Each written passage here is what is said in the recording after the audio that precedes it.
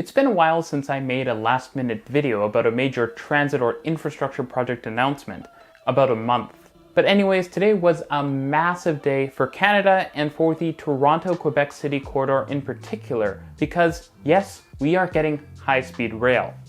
Mostly. Let's break it down.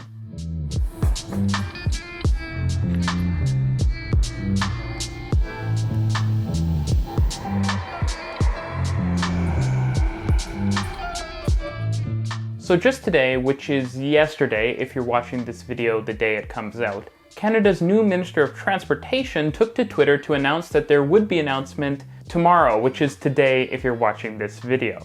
But a little while after he made that tweet, he also made a tweet of him on the train that he was traveling on to Quebec City from Toronto's Union Station, making an announcement, but not an announcement to Twitter, but an announcement to the train, that via high-frequency rail, or high-frequency rail as we should probably just refer to it, is going into procurement, i.e. they're going to say, here's what we want you to build.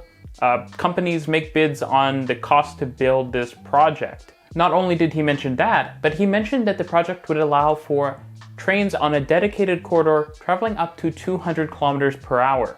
Now at that point, my excitement peaked. 200 kilometers per hour is high speed. That's 125 miles per hour, the same as the iconic British Intercity 125 traveled back in the 70s, and still to this day.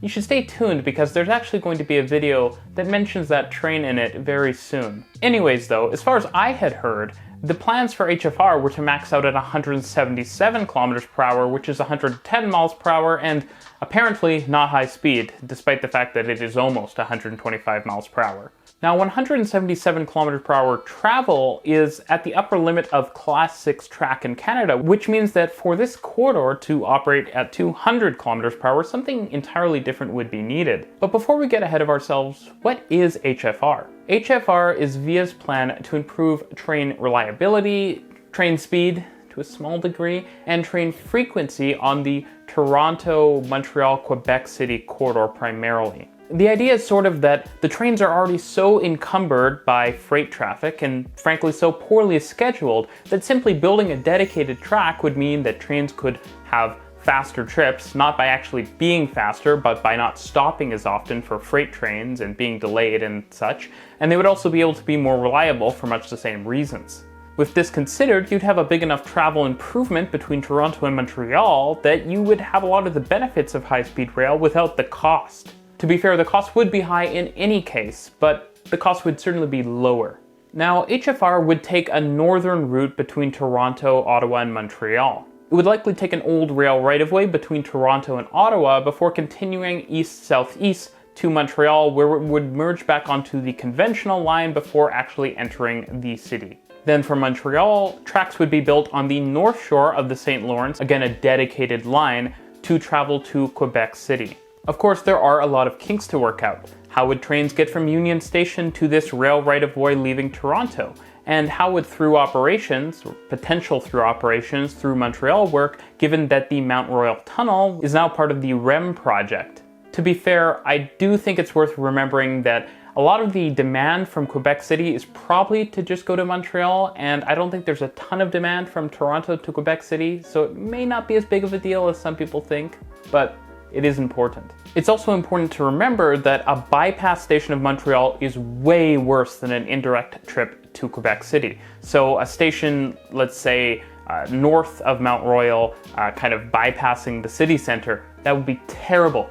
Far worse than not having a very direct through operation trip to Quebec City, because let's be honest, most of the ridership is going to be between Toronto and Montreal. Also, as a disclaimer, there's a lot of talk about what qualifies as high-speed rail.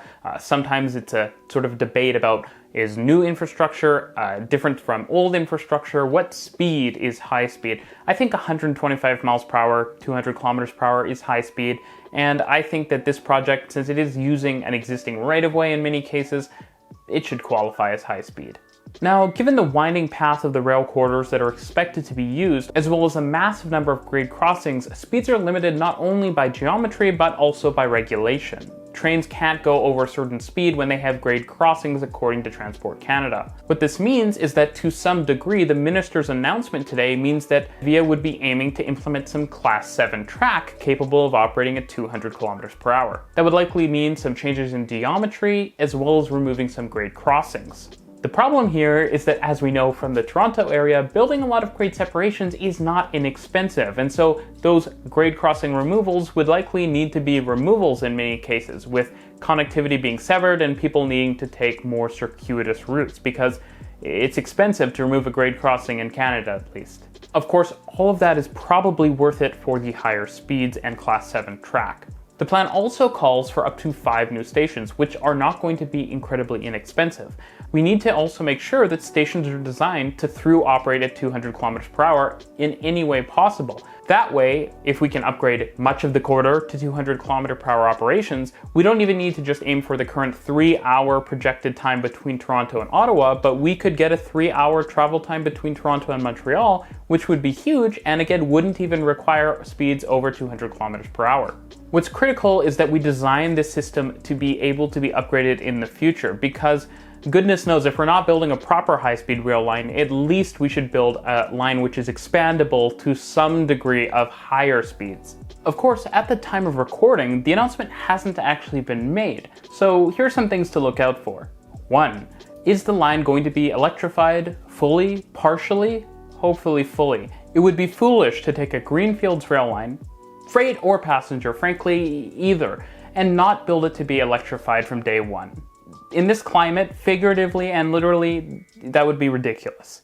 At the very least, we should be looking for high-speed, dual-mode, multiple-unit trains. While VIA does have an option to acquire more Brightline-esque Siemens Charger and Venture sets, I really think we need to aim higher for this service. What's the strategy for local connectivity? VIA needs to really consider local transit connections in its plans, because those local transit connections are how they're going to fill more frequent trains.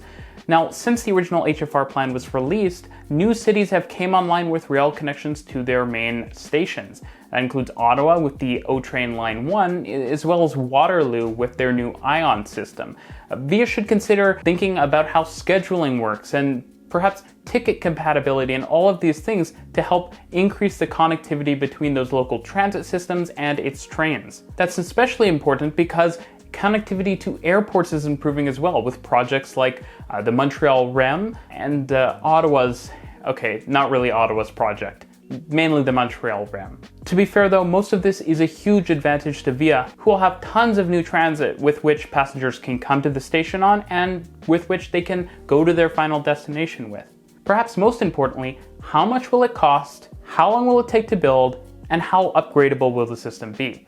Since we're not building true world-class 200 mile per hour, 320 kilometer per hour high-speed rail, how are we making up for it with a lower cost, with a quicker timeline to construct, and with future upgradability to bring us up closer to that level? If we don't consider this, then I'm feeling even more so that we should have just gone with true high-speed rail. High-frequency rail needs to set the groundwork for future projects that upgrade and build upon its hopeful success. Now, HFR still has a ton of potential, but it has a much wider range of outcomes from true high-speed rail. Current plans allow for a trip between Toronto and Ottawa of 3 hours, but there's no reason that with extensive 200 km per hour upgrades, you couldn't see a trip between Montreal and Toronto in 3 hours.